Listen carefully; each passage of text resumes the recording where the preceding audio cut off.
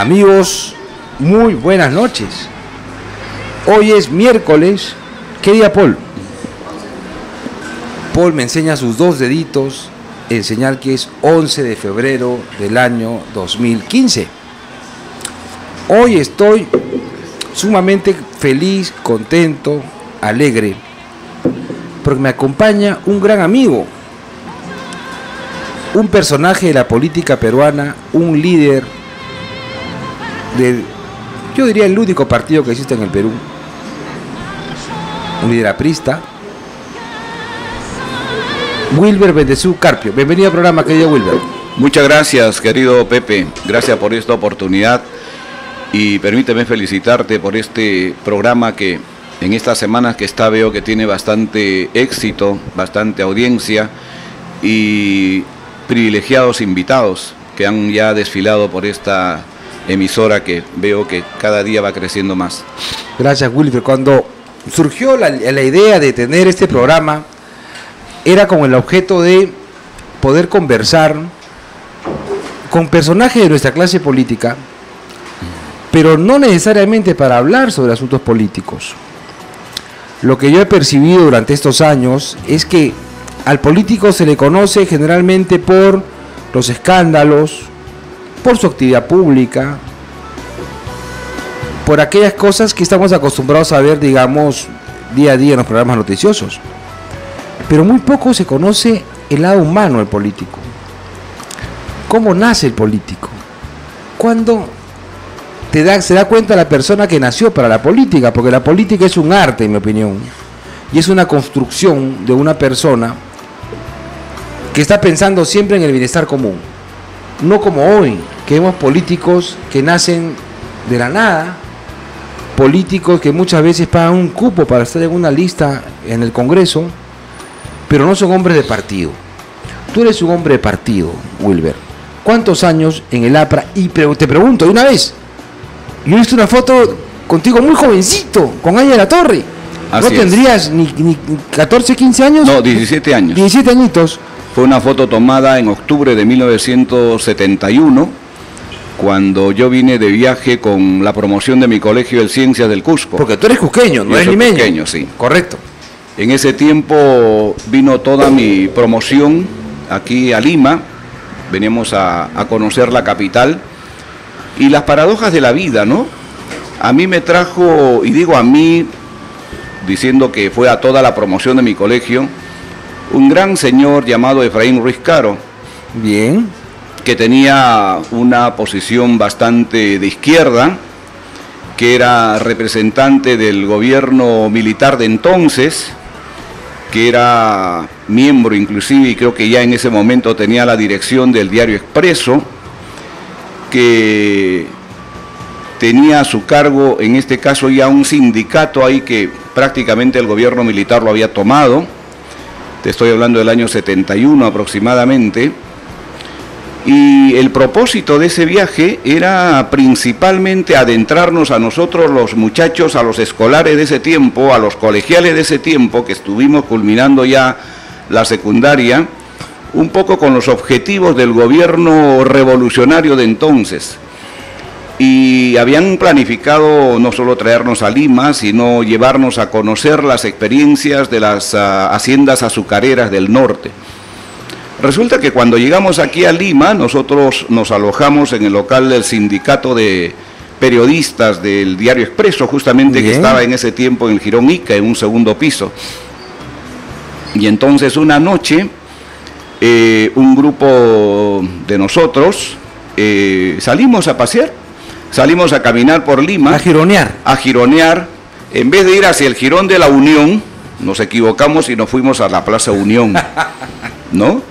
Entonces, claro, yo ya tenía algún antecedente, digamos, de inclinación hacia el APRA, porque había tenido oportunidad de hojear, de revisar algunos libros en la pequeña biblioteca de mi madre. ¿Siempre fuiste un gran lector? Porque eres un gran lector. Yo cuando te veo, nos quedamos en tomarnos unos cafés, porque amigo, quiero que sepa que con Wilber me una gran amistad. Más adelante voy a revelar algunos detalles de nuestra amistad. Siempre a Wilber lo veo lleno de periódicos. Y ahora con su iPad.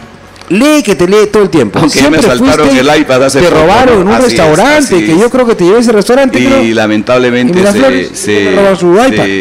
se llevaron en ese iPad 200 páginas de un trabajo que estaba ya prácticamente concluyendo, y que por esas cosas de la vida no pude grabar lo que había hecho. Siempre grabar, ¿no? Y la tecnología básicamente también tiene sus secretos que uno tiene que conocer, y yo lamentablemente no lo conocía, ¿no? Pero Wilber, yo te saqué de un lugar, te llevé a otro, pero quiero volver. Se equivocaron, no fueron al Jardín de la Unión, y fueron entonces, a la Plaza Unión. ¿Y qué pasó? Bajamos a la Plaza Unión y luego seguimos caminando y de pronto encontramos la Plaza 2 de Mayo. No te olvides que era la primera vez que nosotros solos comenzamos a caminar. ¿Tu primera llegada a Lima? Así es, la primera vez, en octubre del 71. Tenía 17 años. 17 añitos. Así ¿Y qué pasó? Seguimos avanzando por la Plaza 2 de Mayo, entramos a la avenida Alfonso Ugarte, naturalmente conociendo esa parte de Lima, viendo la cantidad de ambulantes que había en ese tiempo, el tráfico que para nosotros pues era inmenso, ¿no? Imagínate. Que para lo de hoy sería pues apenas un juego, claro, porque realmente era mucho más fluido que el de hoy día. Y seguimos avanzando y de pronto nos encontramos con un inmenso cartelón que decía Pan con Libertad. Pan con Libertad. Y ahí estaba que yo recuerdo el retrato gigante de ahí la torre con una mano extendida. Y vimos unos comedores que estaba abarrotada de gente. Entramos y naturalmente me puse a ver un local lleno, no solamente de gente que estaba utilizando los comedores del partido.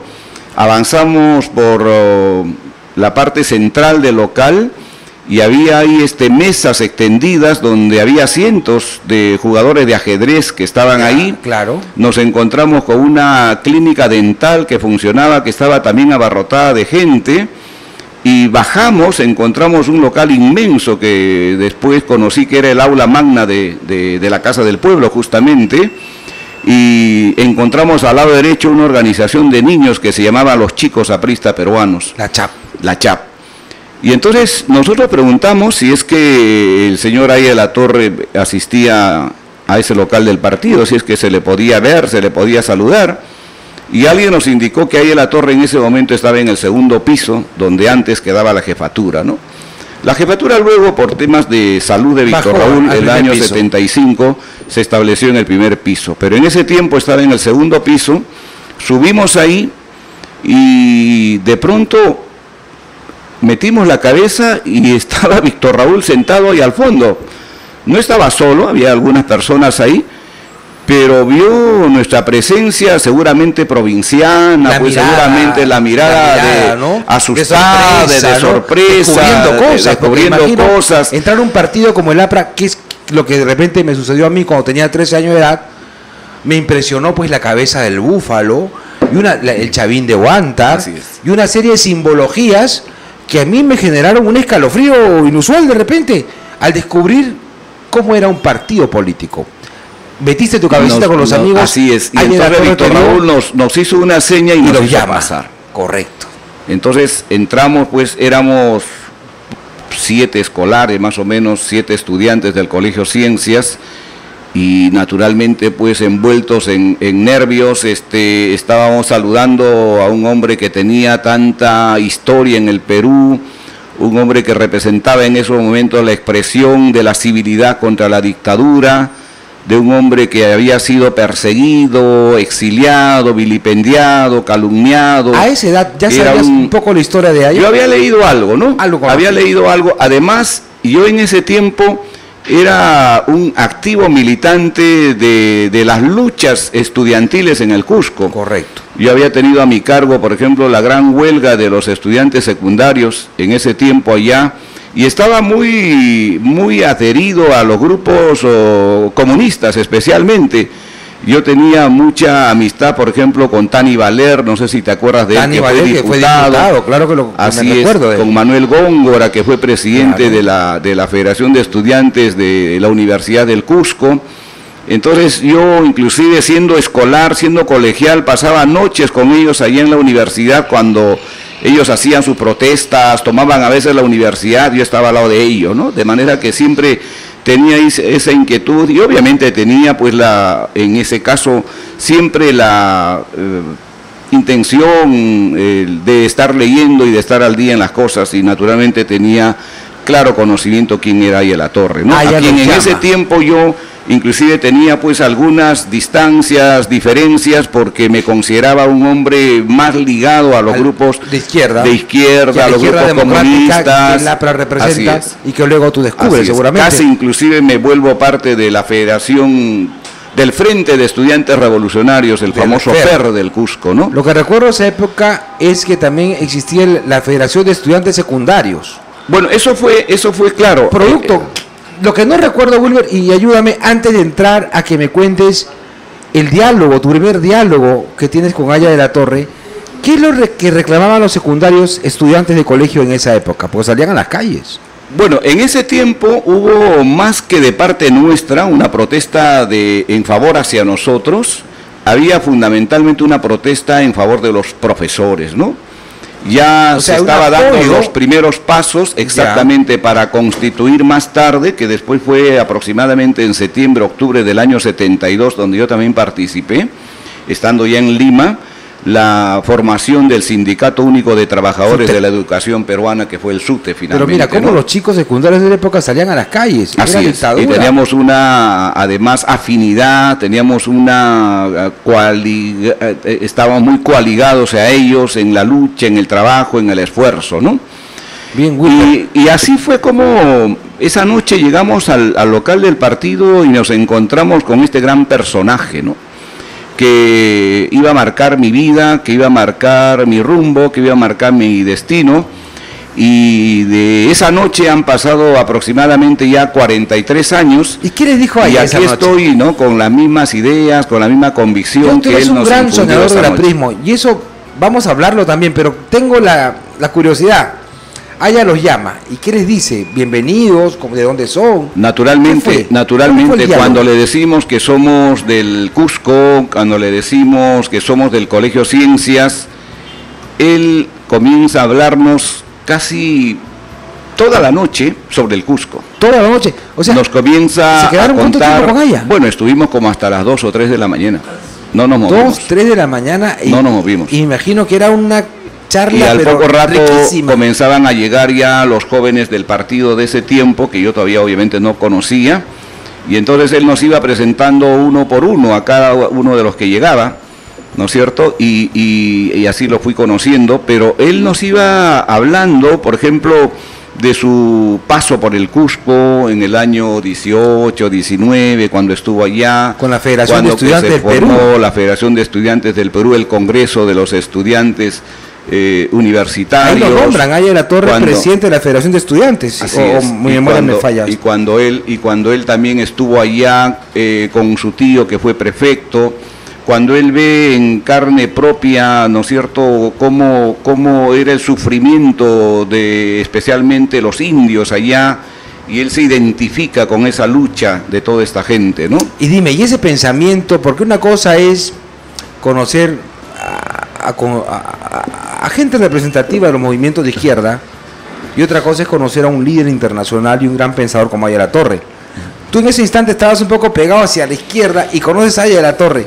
¿Sentiste alguna duda? ¿Qué te inclinó a que tu balanza se vaya hacia el aprismo fue un cambio, y no hacia el otro lado? Fue un cambio que para mí fue vital, ¿no? Conocer a un personaje de esta dimensión y al mismo tiempo poder escucharlo, poder aprender de él esa noche, en esa larga conversación que tuvo con nosotros, contándonos todo en detalle, es decir, yo y los que estuvimos ahí, mis compañeros del colegio, sentíamos pues vergüenza de poder escuchar de nuestra propia tierra algo que nosotros ni siquiera teníamos conocimiento, ¿no? La misma historia de nuestro propio colegio, el Ciencias, la historia y la presencia de Bolívar, cómo él fundó este colegio, lo que era el Cusco en realidad, el imperio del incanato, todo eso que a nosotros, naturalmente como muchachos, nos hubiera sido tan afín en ese tiempo, pero que de verdad poco o nada conocíamos, y cómo este hombre de una manera tan extraordinaria, comienza a narrarnos cada uno de esos temas, ¿no? Y la verdad que esa noche casi nada o muy poco nos habló de política, ¿no? Nos habló sobre nuestra tierra, nos contó lo que era la historia de nuestra tierra, cada paso, cada sitio, cada detalle. Es decir, fue una noche extraordinaria y maravillosa. Nunca en mi vida había escuchado una perorata de esa dimensión, nunca había tenido la oportunidad de escuchar a un personaje de esas dimensiones. Y esa noche me quedé prendido de ahí a la torre. Él esa misma noche nos invitó para estar en Villa Mercedes el día domingo, porque esta visita que le hicimos, si mal no recuerdo, fue un día viernes. Viernes, correcto. ¿No es cierto? Y las reuniones a invitarte eran los días domingos, ¿no? Y nos invitaron allá para estar en los domingos vitartinos, que ya obviamente se realizaba en ese tiempo. Y ese día domingo también para nosotros fue una cosa bastante extraordinaria, porque tuvimos oportunidad de estar sentado casi cerca a él y de ser parte de ese grupo, de esos jóvenes que cantaban a su lado, que se emocionaban a su lado, y que era una suerte pues de una familia para nosotros en ese tiempo bastante incomprendida, ¿no? Porque no se podía entender una organización política de esa dimensión, de esa naturaleza. Yo que estaba tan apegado, que estaba tan ligado al accionar político, nunca había tenido oportunidad de pasar esos momentos, ¿no? La verdad que no. Nuestras reuniones eran básicamente pues conversaciones ahí de grupos pequeños, de estar intercambiando ideas, opiniones, pero nada como esa manera y forma de convocatoria, de reunión, de esparcimiento sano, como en ese tiempo viví con Víctor Raúl ahí en la torre. Me imagino, Wilber, los momentos que habrás pasado a tus 17 años con un líder, que es un privilegio para el Perú haberlo tenido, un gran pensador, como también lo es José Carlos Mariate y Víctor Andrés Belaúnde. Pero ahí en la torre tenía pues algo peculiar, ¿no? Y quiero que me desmientas en esto. El político tiene un magnetismo, ¿no? Algo que te llama, que es como un halo, que es como que te va enganchando cuando habla contigo, te transmite cosas. ¿Eso lo sentiste con Víctor Raúl? Desde el primer momento. Además yo sentí en él transparencia. Aparte de lo que yo poco a poco ya fui conociendo, aprendiendo, sumergiéndome ya en la misma ideología aprista, me estaba sumergiendo también al lado del hombre extraordinario que era Víctor Raúl, como tú mismo lo has dicho, ¿no? El ser humano. Una cosa era conocer al Víctor Raúl ideólogo, al Víctor Raúl, digamos, líder, al Víctor Raúl que convocaba a multitudes, a ese Víctor Raúl vehemente, a ese Víctor Raúl que ondeaba las banderas indoamericanas. Y otra cosa era estar muy cerca, como yo tuve oportunidad de estar al lado de Víctor Raúl, el hombre, el ser humano, ver en sus días, por ejemplo, su trabajo, sus quehaceres, su agenda, su manera de vivir, su forma de ser, ¿no? Y sobre todo ser siempre un hermano, un padre, un maestro, ¿no? Eso es lo que a mí me tocó vivir en esos 7 u 8 años que yo tuve oportunidad de estar ahí. Bien, y permíteme decirte algo. Por favor, dilo. Cuando nosotros terminamos invitarte a la reunión, me acuerdo mucho, nos preguntó Víctor Raúl, ¿y ahora cuál va a ser el itinerario vuestro? ¿Hacia dónde van? Y entonces le contamos la verdad y le dijimos cómo habíamos llegado a Lima y quién nos había traído a Lima, ¿no? Y él obviamente muy fraternalmente nos dijo, muy bien, está muy bien que vayan y conozcan todo eso, pero es bueno también que ustedes conozcan a los obreros, a los trabajadores de esas haciendas azucareras, porque una cosa es que ustedes conversen con los representantes que el propio gobierno los nombra, y otra cosa es que ustedes visiten también a los sindicatos que existen ahí, que de una u otra manera tienen alguna ligazón con el partido y con nosotros, ¿no? O sea, le dio una visión, digo, y entonces, vayan a un lado, pero también al otro. Exactamente. Y él nos dio unas tarjetas, recuerdo mucho, para cada uno de esos sindicatos, porque estuvimos en Cartavio, estuvimos en Laredo y estuvimos en Casa Grande, ¿no? Que era la hacienda más grande, la más importante en ese tiempo. Y fue así, en las mañanas tuvimos reuniones con los representantes de las haciendas azucareras y en las noches nos reuníamos con los sindicatos de estas haciendas. Bien, Wilber. Y al regresar al Cusco, una cosita bastante breve, al regresar al Cusco, ya entusiasmados, imbuidos, entrometidos, ya con el afán de haber estado al lado de Víctor Raúl, de haber bebido sus mensajes, sus enseñanzas, todo mi salón, el cual yo de alguna manera dirigía, todos acordamos nombrar a nuestra promoción Víctor Raúl ahí a la Torre. Muy buen homenaje. Eso me costó obviamente que me separen del colegio por un tiempo, ¿no es cierto? Porque en ese tiempo ser aprista en el Cusco era muy difícil. Y en los 70s, imagínate, en plena dictadura militar. Y sobre todo cuando se enteraron que nosotros habíamos sido traídos a Lima, pues, por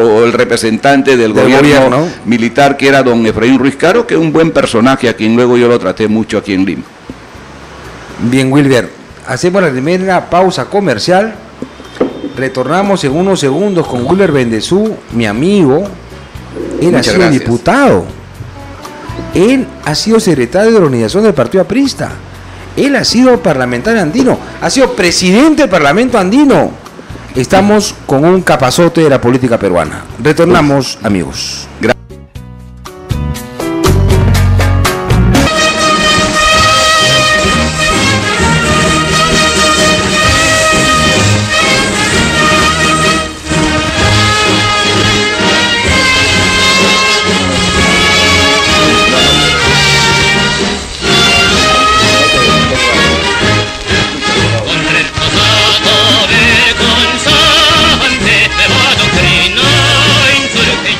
Amigos, con el fondo musical de la Marsellesa Aprista, retornamos aquí en el programa de todo un poco con Pepe Chevasco, o sea yo, en @radio.p, porque estamos en una linda charla con Wilber Bendezú. Wilber Bendezú es un hombre de partido, tuvo el privilegio, el honor de conocer a Aya de la Torre a los 17 años. Luego ha sido diputado, 2 veces electo por el Partido Aprista. Ha sido secretario de organización del APRA, si mal no recuerdo, en los años 80. ¿O por ahí, Wilber? ¿Me equivoco? No, yo tuve, el primer cargo que tuve en el partido fue el año 72, el año que yo llegué a Lima. En octubre aproximadamente del 72 fui elegido secretario nacional del Comando Nacional de la Juventud Aprista.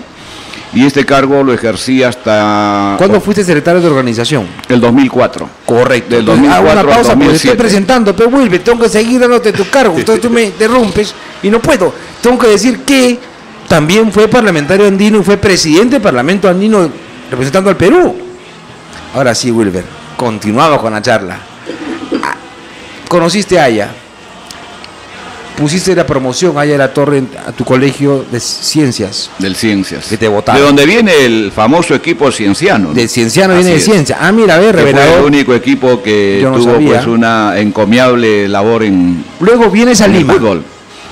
Yo me vengo a Lima el 31 de enero de 1972. 7-2. Luego de ese impacto que tuve de conocer a Aya de la Torre... Y te incorporaste a la fila del partido. ¿Cuándo decides inscribirte en el Partido Aprista? Bueno, yo en el Cusco, cuando regreso al Cusco, ¿ya? Por esas cosas que a veces solo la organización de ese tiempo del APRA te lo puede decir, es que de pronto me fui rodeado por gente del partido allá inmediatamente. Apenas yo llegué al Cusco y apenas iniciamos nuestras tareas en el colegio, había 2 personajes del partido que todos los días a las 5 de la tarde me esperaban en la puerta del colegio. ¿Ah, sí? Uno de ellos era Leonidas Céspedes, me acuerdo, un gran amigo y gran compañero. El otro era Wilber Vallardel y había uno tercero que apellidaba Peralta, cuyo nombre no recuerdo. Y entonces me acuerdo mucho de ellos porque usaban sombrero y usaban unos abrigos gruesos en el Cusco, que obviamente hace mucho frío, y en ese tiempo creo que un poco más. y me esperaban en la puerta del partido y me llevaban a las reuniones que ya los apristas tenían allá en el Cusco.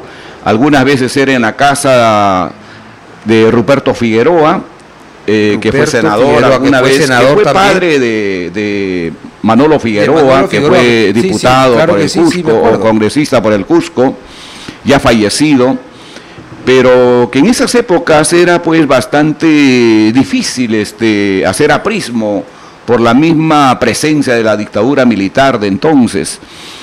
Y todas esas tardes, me acuerdo mucho, me llevaban a ese tipo de reuniones, y entonces de alguna manera ya yo me sentía inscrito en el partido.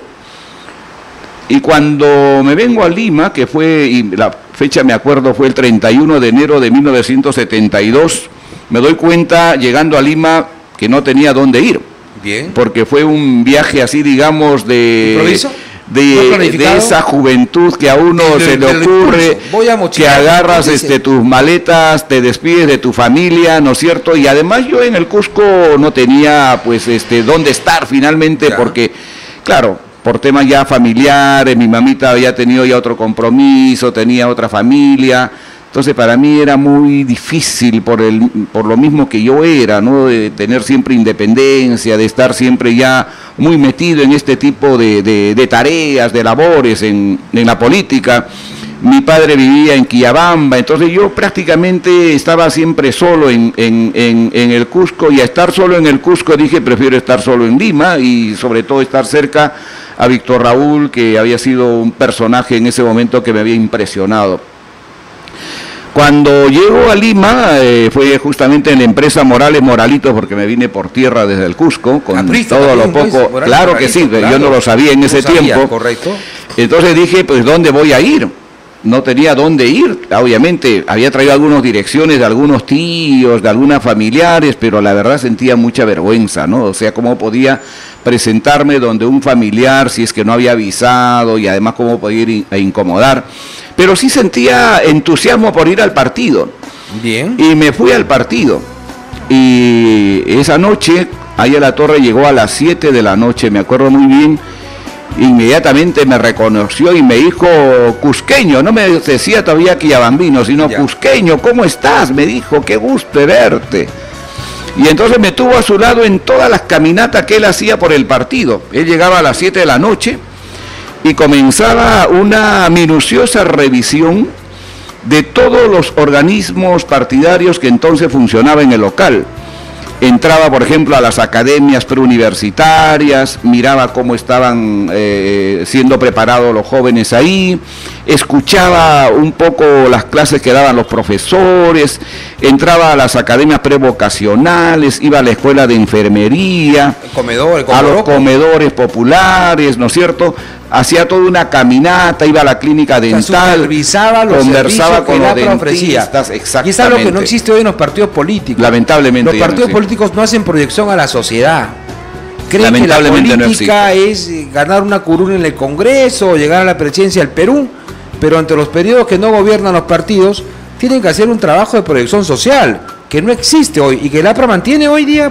¿O no, Wilber? Bueno, hasta ahora sí, no con esa fuerza de antes, no con esa cantidad de antes, paradójico, ¿no? Pese a que ahora Lima tiene más habitantes, la presencia ahora es menor en esas instituciones. No, Aya de la Torre era un convocador de multitudes, ¿no? Y el partido obviamente estaba lleno de gente. Cada agrupación funcional tenía su tarea, su responsabilidad. Luego yo ya me incorporaría al trabajo que en este caso me asignaron en el partido, ¿no? Y esa noche me preguntó Víctor Raúl, felizmente me preguntó y me dijo, ¿y dónde estás? ¿Dónde has llegado? Le dije, no he llegado aquí al partido, le dije, no he tenido oportunidad de ir a casa de ninguno de mis familiares, porque la verdad es que tengo vergüenza, le dije, no les he avisado y no sería bueno que... Entonces me dijo, quédate aquí. Llamó a Jorge Idiáquez y le dijo, acomódalo aquí en el partido. Jorge Idiáquez, para los chicos que nos escuchan, porque nos escucha mucha gente joven, querido Wilber, que conoce poco de la historia y la manera vivencial que tú nos estás narrando, tu experiencia con Aya de la Torre. Jorge Idiáquez era el secretario personal. Jorge Idiáquez era el secretario privado, el secretario personal de Aya de la Torre.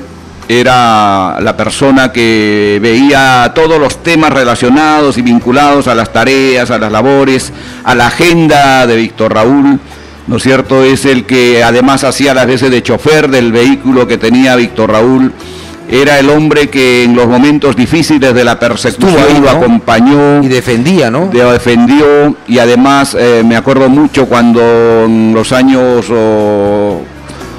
40 más o menos, ahí en la torre es asaltado en la casa de Barranco, Jorge Idiáquez sale disparando y se pone al frente y él cae herido y cae preso, ¿no? Y ahí en la torre logra escapar. Yo supe de eso, que Jorge Idiáquez se agarraba balazos con los representantes de la dictadura. Jorge Idiáquez fue un hombre que participó en la revolución de Trujillo, todavía el año 32, y en realidad él no se llamaba Jorge Idiáquez, su nombre era otro. Era Ismael Ríos, no sé qué, y ya en algún momento mira, yo lo acabo de saber. Cambia de nombre. No era su nombre, Jorge Idiáquez. Jorge Idiáquez era su nombre de combate, su nombre de guerra. Su alias, digamos, nombre combativo. ¿Nos repite su nombre, por favor? Y finalmente se queda con... Él era Ismael Ríos... Por ahí va. Ismael Ríos, mira, él cambia finalmente de nombre y se queda como Jorge Idiáquez, ¿no? Y así es, él varía inclusive la documentación y todo para ya quedarse con Jorge Idiáquez. Era una especie de apelativo que él tuvo en la Revolución de Trujillo, y en la Revolución de Trujillo él participó activamente bajo las órdenes de Alfredo Tello Salavarría. Y Alfredo Tello Salavarría, que fue el segundo del Búfalo Barreto, que cuando cae Búfalo Barreto muerto, asume el liderazgo de la revolución. Pero bueno, entonces esa noche Jorge Idiáquez me acomoda en el lugar donde estaba el dormitorio de la brigada del partido, que eran unos jóvenes que era el que al mismo tiempo una canchita de fútbol. En el patio de los deportes. Correcto. Exactamente. Yo te hago estas pequeñas anotaciones, mi querido Wilber, para que la gente que nos escucha vaya imaginándose cómo es el local del Partido Aprista. Hay muchos que no, con seguridad, no lo han visitado. Aunque esa parte ya ahora ha desaparecido, ¿no? Yo no voy al Partido Aprista hace muchos años. Algunas oficinas ya no existe esa canchita. Ya no existe. No, la cancha existe. Lo que no existe es el local, el dormitorio donde estaban los chicos la brigada del partido. ¿Qué era la brigada del partido, Wilber? En ese tiempo la brigada del partido estaba conformada especialmente por jóvenes. Bien. Que eran obreros y estudiantes al mismo tiempo. Ahí la torre tenía en eso una vocación de hacer que la juventud de ese tiempo no solo fueran estudiantes, sino también fueran trabajadores al mismo tiempo. Era lo que él decía, el sumo de lo que significaba el partido, la mezcla de lo que serían los trabajadores manuales e intelectuales, expresado en esta persona. Frente único de trabajadores manuales e intelectuales, era lo que profetizaba el APRA. Así es, expresado en esta persona que en ese tiempo era al mismo tiempo trabajador y era estudiante, ¿no? De manera que yo conviví con ellos como 6 meses, me quedé. 6 meses te quedaste. Me quedé, sí, porque no tenía dónde ir. ¿También comías ahí? Comía en el comedor del partido, lo que se llamaba el Cocoroco en ese tiempo. Yo lo recuerdo porque también cuando era estudiante y teníamos que hacer coordinaciones, porque yo he hecho vida, digamos, partidaria estudiantil con el APRA, en mi época universitario. Nunca me inscribí al Partido Aprista, no me he inscrito, pero con ellos yo bebí muchas cosas. Y parte de ello era ir a la 1 o 12 del día, hacer mi colita en el Cocoroco, agarrar mi charola. Un gran almuerzo, una gran cena. Y costaba un sol. Costaba un sol. Y al mismo tiempo había comida complementaria o alimentos complementarios. Por ejemplo, daban una taza de leche adicional. El mismo Aya de la Torre se preocupaba, por ejemplo, porque hubiera el aceite de hígado de bacalao. Obviamente era un poco fuerte, pero al final tenía que tomarlo porque él mismo estaba presente ahí y con una cuchara revisando que todos los que entraban al comedor popular, que eran a veces cientos de personas, tuvieran la oportunidad de tomar el aceite de hígado de bacalao, ¿no? Eso es detalle, por ejemplo, de un ser humano como hay una líder, ¿no? Que está metido en su partido, por esas cosas, digamos, entre comillas pequeñas, pero tan sustanciales para la persona, tan sustanciales para los jóvenes. Claro, porque mayormente, como tú mismo lo has expresado, los que acudían a esos comedores eran jóvenes, eran muchachos de las universidades, de las fábricas. Y él inclusive de Alemania se trajo lo que allá en el partido se conocía como marmitas, unas ollas gigantes industriales, ollones que tenía como propósito, y era uno de sus sueños que tenía él, poder desconcentrar los comedores populares del partido y llevarlos cerca a las fábricas, ¿no? Él tenía muy presente eso, que la comida, que la buena comida y bien preparada debía ir hacia los trabajadores, ahí cerca donde ellos estaban laborando, ¿no? Entonces, esas cosas, por ejemplo, y además había el comedor que daba hacia la misma avenida Alfonso Ugarte, que era el comedor principal, y ahí en la torre decía: lo de adelante nos da ganancia y con lo que ganamos subsidiamos el comedor de atrás, que muchas veces nos da pérdidas, ¿no? Yo te soy sincero, nunca tuve plata para comerme unas salchipapas que vendían en el comedor que daba hacia Alfonso Ugarte, que era los que entraban, pero que tenían dinero. Pues yo miraba a la gente. Bueno, pero se entraba a veces en grupo. Y ahí se inventó pues la salchipapa. Con unos jodos grandazos.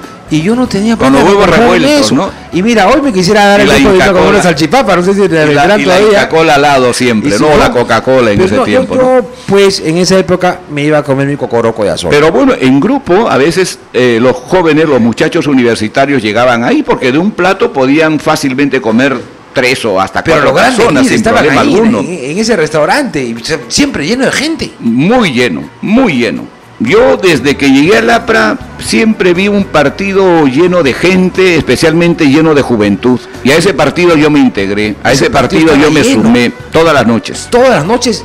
Además, porque ahí en la torre lo había organizado de una manera en la cual las agrupaciones funcionales tenían sus días de reunión. Claro. Entonces, ¿qué eran las agrupaciones funcionales, Willy, para nuestros oyentes? Explícanos. Bueno, las agrupaciones funcionales son aquellos organismos partidarios que están expresados en los grupos de trabajo que se forman para cada área de tipo social. Por ejemplo, la agrupación de abogados apristas, que se encarga o se encargaba de trabajar gratuitamente a la gente, digamos. Y además hacer la tarea de mandar y organizar entre los abogados, ¿no es cierto?, el mensaje aprista, ¿no? Correcto. Y naturalmente el trabajo sindical, el trabajo profesional que había que hacer. Médicos. Muchos compañeros nuestros fueron decanos del Colegio de Abogados en ese tiempo en todo el país. Y el Colegio de Abogados en los años 70 especialmente se convirtió en una expresión del lugar en el cual se convocaban los grupos democráticos para enfrentar a la dictadura. Acuérdate que en ese tiempo, por ejemplo, muchos decanos fueron inclusive deportados, especialmente por Velasco Alvarado, ¿no? Claro. Había la agrupación de médicos aprista, por ejemplo, ¿no?, que también cumplían esas tareas. No solamente la de dar atención en el local del partido, sino también, como tú mismo lo has dicho, de proyección a la comunidad. Entonces los días sábados y los días domingos, lo que hacen ahora, y se repite hasta ahora, salían con sus carpas médicas a los pueblos en formación, ¿no? Ahí a la torre no le gustaba que llamasen a esos pueblos jóvenes, porque decía, ¿cómo pueden ser pueblos jóvenes con carencias de pueblos viejos? No tiene sentido. Esos son pueblos en formación, son pueblos que se están formando, a los cuales hay que darles todas sus necesidades. Entonces no pueden ser pueblos jóvenes los que tienen necesidades de pueblos viejos. Eso es imposible que sea así. Y a esos lugares, a esos sitios iban los médicos, ¿no es cierto? Y las diferentes áreas de los médicos, odontólogos, oftalmólogos, medicina general, todo lo que sea posible para poder atender a la gente en sus mismos lugares. Ya lo que yo también era un usuario permanente, la biblioteca del Partido Aprista. También. En el cual yo me iba en las mañanitas a veces y me metía a estudiar ahí, y había unos libros realmente riquísimos, y había un bibliotecario y había una persona responsable que nos orientaba a los jóvenes que llegábamos a leer esa biblioteca. Y además había, por ejemplo, un aula de música. Siempre encontraba había ahí un viejo aprista que enseñaba a tocar piano, Lucas Cabello, que fue el personaje que hizo las letras de la marcha aprista y que hizo las letras también del paso a paso a los caídos, ¿no? Así es. Que tú me regalaste una vez y que yo lo guardo con mucho cariño. Ah, muchas gracias, Pepe. Sí. Y entonces, había en la puerta del partido un viejito en silla de ruedas, no recuerdo su nombre, que habrá llegado a los 100 años de edad de repente, que vendía sus cositas, compañero, te decía, compañero aquí, compañero allá, y era muy simpático también, y ese viejito nos narraba a nosotros los jóvenes las historias del APRA, y que hoy tú, mi querido Wilber, nos cuentas con tanta emoción, tus ojitos te brillan cuando hablas de esas cosas, porque es importante que el APRA canta. Eso será después, querido Jorge, pero me interrumpe cuando estoy describiendo cómo está Wilber Bendezú, cuando describe su paso por el APRA, cómo funcionaba el partido aprista, cómo era una institución organizada, no solamente desde el punto de vista de sus bases, sino cómo su líder estaba en forma permanente presente, y además partido. La tarea que desarrollaba ahí la Torre, aparte de las labores que se cumplía en el partido a través de las organizaciones funcionales, de los médicos, de los abogados, de los profesores, de los estudiantes, ¿no es cierto?, de las organizaciones sociales, de los pequeños empresarios. Había una secretaría que él creó que se llamaba Pequeños Empresarios en ese tiempo, lo que serían ahora los emergentes, los emprendedores. Así es, y la Secretaría Nacional de Pueblos en Formación, que eran justamente lo que hoy son los pueblos ya ni siquiera jóvenes, sino esos pueblos emergentes, donde se ha desarrollado tanto la economía, ¿no? Pero aparte de todo eso, aparte de todas esas tareas, aparte de los comandos escolares, por ejemplo, aparte de los comandos universitarios, Aya de la Torre tenía una agenda propia, que era bastante agotador, digamos, para todos nosotros en realidad, porque él presidía, por ejemplo, los días lunes, las clases de historia que nos daba Luis Alberto Sánchez, ¿no? Caramba, qué lujo. Los días martes, por ejemplo, era la reunión, la convocatoria de los comandos universitarios que el mismo Aya de la Torre presidía. En esas reuniones, por ejemplo, de los comandos universitarios, se trazaban las líneas maestras del trabajo y de la acción en cada una de las universidades del país, pero al mismo tiempo las clases que uno recibía del propio Aya de la Torre, ¿no?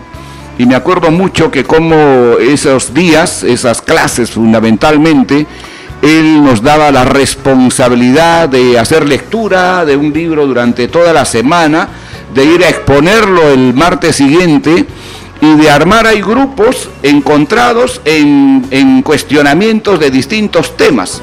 Debatía, generalmente. Y se debatía y delante de él, obviamente, ¿no? Entonces, en ese tiempo, por ejemplo, estaba mucho en debate las ideologías, el cuestionamiento a las ideas socialistas, comunistas, que venían especialmente de la Rusia soviética, y entonces se formaban grupos que defendían esa posición y los grupos apristas que cuestionaban esa posición. Y entonces eran grandes debates, ¿no?, que duraban hasta la 1, 2 de la mañana, y naturalmente eso nos servía también para ir a nuestros sindicatos y para ir a las universidades a polemizar, en este caso con los comunistas, ¿no? Yo creo que también fue unos años de mucha lectura y además de mucho debate ideológico, ¿no? Y un cuestionamiento además de Víctor Raúl Aya de la Torre, y justo en estos meses he estado releyendo un poco sus obras completas, sus discursos, sobre todo desde el año 69, ¿no es cierto?, año a año, el cuestionamiento que le hace a la dictadura militar, reconociéndole obviamente algunos logros que se había tenido, pero al mismo tiempo diciéndoles, todo eso que se hace puede estar bien, pero hay que hacerlo con democracia. Correcto. Hay que hacerlo con el voto. No se puede hacer una revolución con dictadura. No se puede hacer una revolución sin pan y sin libertad. La revolución tiene que ser con pan y libertad. Exactamente. Mira, Wilber, lo que nos cuentas me hace reflexionar hoy. Hoy no existen debates ideológicos en el... Se han perdido, ¿no? Lamentablemente, ¿no? No encuentro mucho. Lamentablemente. ¿No? O sea, no estamos viendo, por ejemplo, qué cosa pasa en el mundo hoy, ¿no es cierto? Nos hemos achicado tanto en la política hoy día, que es mucho más importante la renuncia que veo del señor Cánchez a lo que está pasando, por ejemplo, en Grecia, o lo que está pasando en España con Podemos, así es, o lo que puede pasar en Ucrania con la presencia de los rusos. Porque hoy tenemos las tecnologías de información, así es, y el mundo en una mano.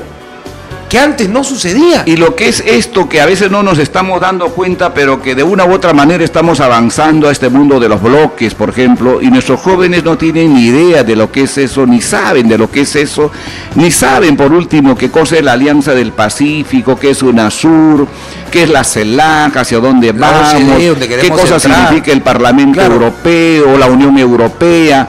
Cómo la crisis, por ejemplo, del año 98 ha removido toda la economía en el mundo y cómo la presencia de estos nuevos grupos hoy están marcando un nuevo horizonte, ¿no? Y entonces debería ser, repito, Wilber, al revés, porque los jóvenes, yo quiero que el joven entienda, el joven ha tenido la suerte de nacer en una época donde tiene todo. Antiguamente, tú y yo teníamos que irnos a Miraflores a comprar el diario El País, que venía en el vuelo de en el vuelo que lo habían leído ya, además, no era edición nueva. No, y nos llegaba, y nosotros compramos nuestro país con qué deseo de enterarnos de la política española y europea. Y hoy día se publica acá todos los días. Hoy se publica todos los días. Y cuesta un sol. Cuesta un sol con el diario La República, me parece. No, ahora ya están separados. Ya están separados. Ya están separados. Y tenemos el internet y la gente no lee.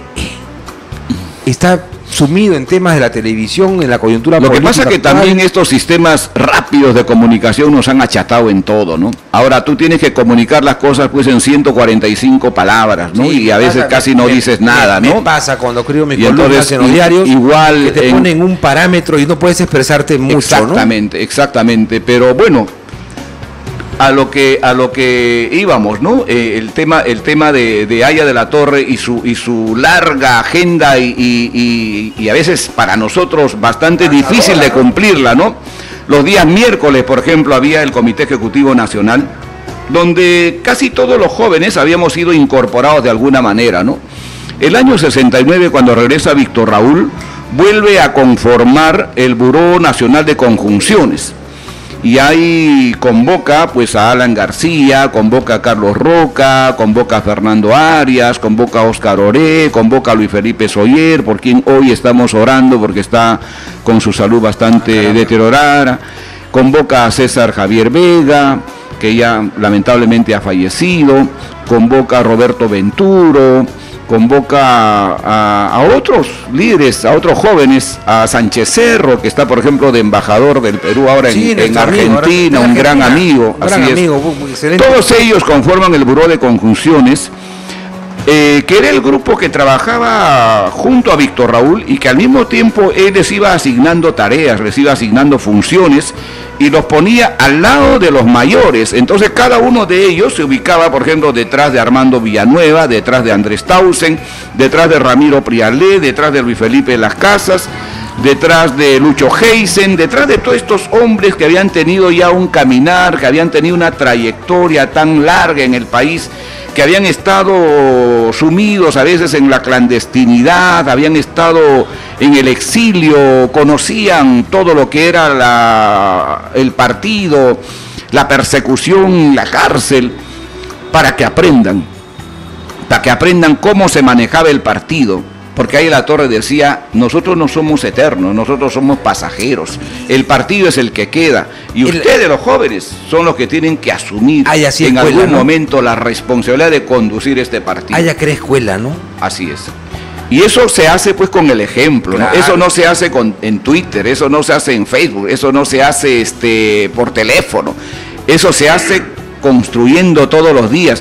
Una cosa es la relación fría, amorfa, que puede haber desde una computadora, y otra cosa es esa relación diaria, ¿no es cierto?, humana, de compartir circunstancias, de estar en reuniones, de conversar, de intercambiar ideas, de tomar un té con él a la medianoche, ¿no? Había la costumbre en el partido, después que finalizaba todas las actividades del partido, todos los dirigentes confluían a la jefatura del partido a eso de las 12, 1 de la mañana, a tomar un té con Haya de la Torre, ¿no? El té de Haya de la Torre. Mira, Y el té lo llevaba siempre Pepe Lucho Delgado, que también era miembro del Buró de Conjunciones, para no olvidarme de él, ¿no es cierto? Y después de esa reuniones que ya cada uno culminaba en sus agrupaciones funcionales, se conglomeraban en la jefatura del partido y ahí lo acompañábamos él hasta las 2, 3 de la mañana que él se retiraba a Vitarte, ¿no? A su casa allá. Y entonces los días jueves había, por ejemplo, los coloquios con el pueblo. Y ahí era en el aula magna, y aula magna llena. No era aula magna media, sino era aula magna llena. Y ahí confluían trabajadores especialmente, concurrían dirigentes de barrios, dirigentes de colegios profesionales, estudiantes, y entonces había pues 400, 500 personas, ¿no? Esa pedagogía que Haya de la Torre incorporó en las universidades populares, Manuel González Prada, todavía en los años 20, ¿no? No era una enseñanza, no era una pedagogía para un grupo pequeño, no era para 20, no era para 30, era una pedagogía para las masas. Atravesaba y lo impresionante, clases sociales y edades. Exactamente. Y lo impresionante era cómo la gente prestaba atención, ¿no? Cómo la gente estaba quieta, ¿no? Cómo la gente no hacía bulla, cómo la gente escuchaba. Y al final, cuando él culminaba su charla, cuando él terminaba su mensaje, venía el rol de las preguntas, ¿no? Y todos preguntaban con total y absoluta libertad. Yo escuché inclusive alguna pregunta fuera de forma de algún tipo por ahí que se había metido en esa reunión, pero él supo contestar con mucha altura, ¿no? Con mucha firmeza, pero con mucha altura. Me acuerdo mucho, ¿no? Y el día viernes otra vez se repetían las charlas de Luis Alberto Sánchez sobre historia, que era también a salón lleno, ¿no? Especialmente para la juventud. ¿Y cómo los días sábados, el sábado que había? Las chocolatadas de la juventud aprista peruana, y luego que culminaba la chocolatada a las 10, 11 de la noche, venía la escuela de dirigentes, que ya era ya un grupo más pequeño, más selecto en el buen sentido de la palabra, no porque se marginaba a nadie, sino porque ya era gente que cumplía tareas y labores en algunas organizaciones aspectos importantísimas, más digamos, exactamente, ¿no? Estaban los que diseñaban ahí el correo aprista, sería otro tema, por ejemplo, para hablar el tema de prensa en ese tiempo, ¿no es cierto? Estaba la gente que estaba en los comandos escolares, en los comandos universitarios, y estaba la gente que de alguna manera hacía política todos los días, el día a día, ¿no? Y los días domingos era ¿cómo era en Villa Mercedes? La reunión en Vitarte, ¿no? Los domingos vitartinos. Y era, digamos, la reunión de todos los que de alguna manera, jóvenes, estábamos a su lado. Era un domingo de distensión, era un domingo de esparcimiento, era un domingo de canciones. Yo he visto fotos con guitarras. Así es, cosas, exactamente. ¿No? Se cantaba desde las 6 de la tarde, más o menos hasta las 10 de la noche, ¿no? Y entonces se servía ahí siempre casi el mismo plato, ¿no? Arroz con frijol, huevo frito y a veces su plátano frito encima. Y siempre el infaltable chocolate desde que yo llegué, porque el chocolate me lo mandaban de Quillabamba, ¿no? Y eso le gustaba a Víctor Raúl, el chocolate quillabambino. Y eso era todo, los domingos. Y después que terminaba la reunión, todos nos íbamos a la Plaza San Martín a polemizar allá con los grupos comunistas que estaban ahí, también bien organizados en esos lugares. Yo sí recuerdo las polémicas, porque yo he formado parte de ellas, inclusive, no solamente en Plaza San Martín, sino en Parque Canepa, por ejemplo. También. ¿No? Que también ahí se había que ir bien, por si acaso. Apertrechado a veces. Apertrechado por cualquier tipo de eventualidad, porque era mucha la impulsividad. Así con que en esa época se llegaba a esos extremos, se llegaba a esos extremos. Y bueno, como te das cuenta, no había descanso. No había descanso. De lunes a domingo tenías todo copado. A nosotros siempre nos prepararon para saber que el partido era primero, que el partido era segundo y el partido era siempre. No había nada por encima del partido. Y así nos entregamos y así nos sometimos a ese trabajo, pero que era tan recompensado porque tú estabas al lado de este personaje siempre, ¿no? Que no tenía poses, pues que no tenía, digamos, ese tipo de, a veces, actuaciones que hacen algunos, ¿no? De mirarte por lo alto, mirarte de lejos, ¿no? Al contrario, era un hombre que humilde, era tan, ¿no? Sencillo, tan humilde, que se acercaba a ti rápidamente, que se hacía querer rápidamente, que conversaba contigo, que se interesaba por los temas que te podía estar pasando, ¿no? Yo era muy pelucón, por ejemplo, en ese tiempo, ¿no? Tenía bastante pelo, ahora no tengo, pero casi nada. Y entonces él se preocupaba siempre de que me cortara el pelo. Pero me dicen que ahí la torre te preguntaba, el pelo, peine, pañuelo, tus zapatos limpios, también buscaba una pulcritud personal. Bueno, ¿no? Es que eso ya era parte de nuestra formación en el mismo partido, ¿no? No había forma de que tú pudieras llegar, pues, digamos, en un estado calamitoso al partido, ¿no? Jamás en el partido, por ejemplo, en las reuniones, en los almuerzos, en las kermeses que había, nunca se consumía un trago, por ejemplo, ¿no? No podías entrar nunca con un cigarro al local del partido, no podías entrar ni siquiera con tu enamorada agarrada de la mano, ¿no? O sea, esas cosas que siempre ya era parte de nosotros mismos, estaba encasillado en nosotros, ¿no? Bueno, lo que tú me cuentas y tienes la generosidad de transmitir a la gente que nos escucha tu experiencia por el partido, dime, ¿está escrito? Bueno, estoy escribiendo una parte ahora. Mira, ¿no? Qué buena noticia. A ver, estoy cuéntanos. escribiendo una parte ahora, ¿no? Después de... Yo, de alguna manera, como tuve el privilegio de haber estado al lado de Víctor Raúl, sobre todo ya en sus últimos momentos, en sus últimos días, yo escribí un librito, un testimonio que se llama Los últimos días de Víctor Raúl. Ya. Es un testimonio que se ha publicado, que ha tenido ya como 5 ediciones, que la primera edición lo sacamos todavía el año 86, más o menos. Bien. Y ahí he recogido, ahí digamos, esos últimos momentos, desde el día que había la torre. ¿Qué estás escribiendo? Ahora estoy más o menos recordando, escribiendo todo lo que tiene que ver en lo que yo viví desde el año 70, ¿no? Correcto. Justamente desde que llegué del Cusco, de cómo hicimos el trabajo en el Colegio Ciencias, de cómo conocí a este gran personaje que en el fondo me cambió la vida, que se llama Efraín Ruiz Caro, porque gracias a él de alguna manera yo vine a Lima y me pude conocer a Aya de la Torre, ¿no? ¿Cómo es la vida, no? Un hombre de pensamiento distinto, de pensamiento diferente, un izquierdista, un antiaprista, pudo haber logrado eso, ¿no? Y yo lo encontré una vez a don Efraín Ruiz Caro, que ya falleció lamentablemente, en la Embajada de Cuba una vez. Ya, ahí. Y entonces nos hicimos muy amigos, el año 85, cuando yo era diputado. Él era muy amigo de Lucho Alba. Claro, los tiempos ya habían cambiado, ya Velasco Alvarado pues había fallecido muchísimos años antes, él parece que ya estaba un poquito alejado también de los temas políticos, pero sí era muy afecto también a los grupos de izquierda, ¿no? Y entonces en la Embajada de Cuba, una noche a la cual tuve oportunidad de asistir, yo le dije, oiga, usted me hizo aprista y usted me hizo diputado.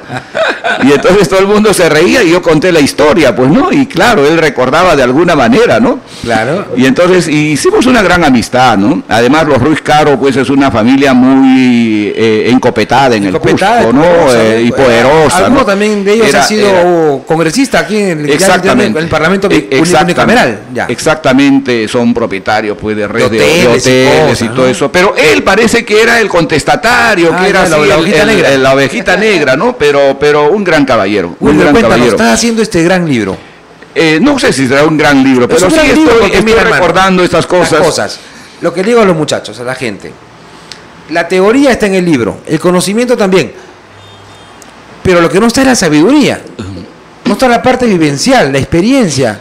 La parte humana, ¿no? Que es un poco lo que yo recojo a Víctor Raúl, ¿no? De ese tiempo, ¿no? De cómo, por ejemplo... Te felicito y te agradezco que lo estés haciendo, ¿no? Muchas gracias. Él, por ejemplo, como cuando yo llego a Lima, logra ubicarme en el sitio donde más o menos yo me había especializado, que era el trabajo en los colegios, ¿no? Como yo venía con la aureola de haber sido casi presidente de mi promoción, el que promovió todo eso y finalmente era expulsado del colegio por haber promovido eso un tiempo y me jalaron inclusive en un curso, ¿no? Un profesor antiaprista, me acuerdo mucho, que era inglés, que de paso no sabía gran cosa. Me jaló el curso, ¿no? Habiendo terminado la secundaria, o sea, ya para pasar a la universidad, pero tuve que subsanar y todo eso. Pero bueno, todo eso se enteró él y además tuve el privilegio de salir en la carátula del Correo Aprista, que él mismo lo publicaba en ese tiempo, ¿no? En Colegio Ciencia nombran la promoción Aya de la Torre, ¿no? Y entonces... expresar a ese Aya de la Torre que uno ha conocido, ¿no? Con el cual uno ha vivido, Y en ese tiempo, por ejemplo, él me encargó inicialmente el trabajo en los comandos escolares del partido, ¿no? Y cuando vio que nosotros comenzamos a promover la presencia de buena cantidad de escolares, organizamos en Lima a los del Carlos Vice en Comas, a los de Melitón Carvajal, a los de Labarte, a colegios de mujeres, Chimpuoyo, como 50 colegios finalmente convocamos e hicimos una asamblea nacional de escolares apristas, me acuerdo, entre septiembre y octubre del año 72. Él me promovió para la Secretaría del Comando Nacional de la Juventud Aprista Peruana, ¿no? Entonces, ese tipo de vivencias, como tú dices, por ejemplo, yo un poco lo voy recogiendo, ¿no? Y como el año 74 nos organiza ya a jóvenes universitarios, yo había dejado ya la Secretaría Nacional de la Juventud Aprista, nos convoca como a 300 universitarios en ese tiempo, y nos dice, no solamente quiero estudiantes que vayan a las universidades a hacer aprismo, quiero hoy estudiantes que vayan a ser obreros y vayan a apoyar a la Confederación de Trabajadores del Perú a las fábricas. Mira, ese pensamiento... Y entonces nos mandó a trabajar a las fábricas, yo fui obrero durante 4 años, estuve en la ensambladora Motor Perú, no sé si te acuerdas, que ensamblaban los famosos Volkswagen. Ajá. Entonces trabajé ahí desde el año 74 hasta fines del 77, más o menos, cuando comienza la campaña y la Asamblea Constituyente. Y en ese lapso, el año 76 aproximadamente, yo asumí la Secretaría Nacional de Sindicatos del partido, ¿no? Porque él tenía eso, o sea, promovía a los jóvenes, a los cargos más encumbrados, cuando te veía que de alguna manera ya estabas haciendo tarea de esa naturaleza. Pues, que tenías el perfil para eso, entonces, basta para eso. Por ¿no? esas cosas de la vida, el año 71, que vine con mi colegio en viaje de promoción, yo había ido a las haciendas azucareras y el año 76 los estaba visitando casi a los mismos dirigentes como secretario nacional de sindicatos del partido, ¿no? Mira, Wilber, realmente tu experiencia es enriquecedora. El tiempo nos ha quedado demasiado corto porque no hemos podido conversar sobre tu paso por el Congreso, tu labor como diputado electo 2 veces, tu paso por el Parlamento andino y todo lo que significa más. Yo creo que, Paul, vamos a programarnos nuevamente para conversar con mi amigo Wilber Bendezú, porque su experiencia enriquecedora, que nos entusiasma a las personas que no hemos hecho vida partidaria como él lo ha hecho, y que espero pues que esta vivencia transmitida por mi amigo Wilber Bendezú sea recogida por los jóvenes. A mí me interesa que el joven, que el que se está formando, el que va en algún momento a definir los destinos de nuestro país cuando le toque gobernar a su generación, tomen en cuenta estas experiencias. A veces no tomamos en cuenta nuestra historia, no leemos, no retrocedemos a ver un poquito lo que los peruanos de atrás vienen haciendo por este país. Y Wilber Bendezú hoy ha querido transmitirnos parte de su vida, aspectos que yo no conocía, detalles y revelaciones como el nombre de Jorge Diáquez, que no se llamaba Jorge Diáquez, y otros aspectos de un gran pensador peruano y debe ser un orgullo para todos nosotros, sean o no apristas. Wilber, querido, tus palabras de despedida, por favor. Bueno, Pepito, agradecerte esta oportunidad y decirte naturalmente que yo estoy a tus órdenes cuando tú dispongas. Y realmente esta noche me has retrotraído así una serie de anécdotas, de recuerdos, y sobre todo el haber estado tan cerca a este personaje como Aya La Torre. Y hace poco he estado otra vez en la playa León Dormido y he estado recordando ahí, ahora claro, está inundado de cientos de bañistas, miles de bañistas, pero en esas épocas, en los años 70, esa playa León Dormido era casi nuestra, porque era el lugar donde se desarrollaban los campamentos de la juventud del partido. Ah, mira. Y entonces íbamos los días viernes ahí, por ejemplo, levantábamos las carpas y levantábamos las fogatas, y alrededor de las fogatas se iniciaban las reuniones partidarias con las canciones del partido ahí, y más tarde llegaban los líderes, llegaba Armando Villanueva, llegaba Andrés Tausen, llegaba Ramiro Prialé, y junto a las olas del mar, a la brisa del mar, en la noche, a eso de las 9 más o menos, se iniciaban las charlas de cada uno de ellos, ¿no? Y mira, entonces toda esa noche se pasaba ahí con canciones, ¿no es cierto?, con las charlas de cada uno, nunca, ni licor ni cigarro, caramba, nunca.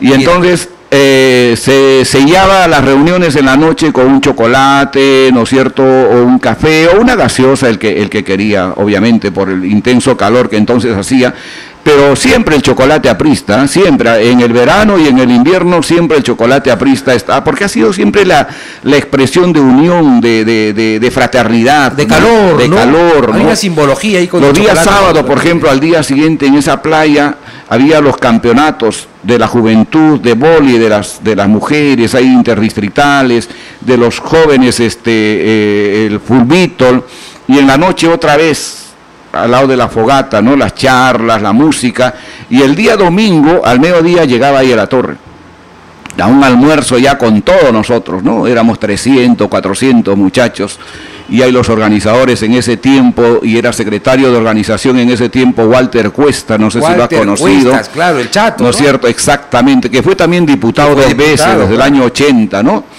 Lamentablemente se alejó del partido por motivos que no son de comentar hoy día, pero que en ese tiempo cumplió una gran labor, una gran tarea, ¿no? Y entonces ahí en la torre, ahí al final, ya en el almuerzo, ¿no es cierto?, nos daba ya su charla de despedida del campamento, ¿no? Y él recordaba cómo en las épocas antiguas los jóvenes se preparaban también así en esos lugares, en esos sitios, y contaba cómo los grupos de jóvenes también, cuando él estaba más arriba de Vitarte, en Chosica, hacían campamentos en las alturas de Chosica.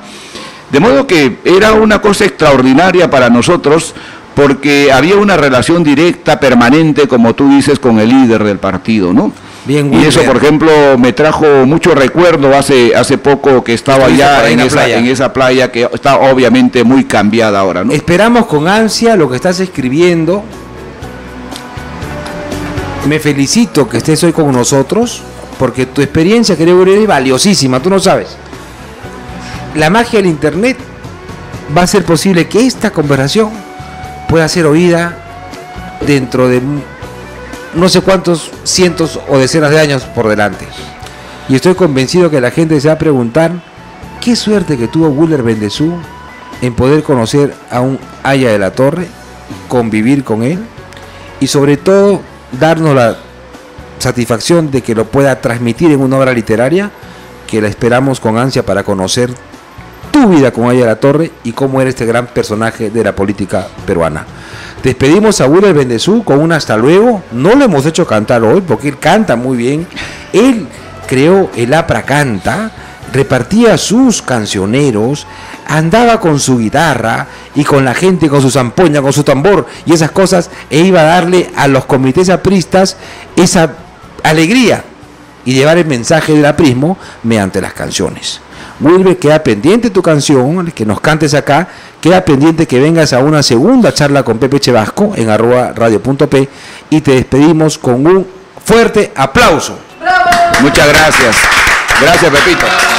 Bueno, y a tus órdenes cuando tú dispongas. Será hasta el día de mañana. Gracias. Y agradecemos, antes de irme, quiero agradecer a Giselita Sotelo por los cafés, pero además que me ha permitido pasarme media hora en el programa.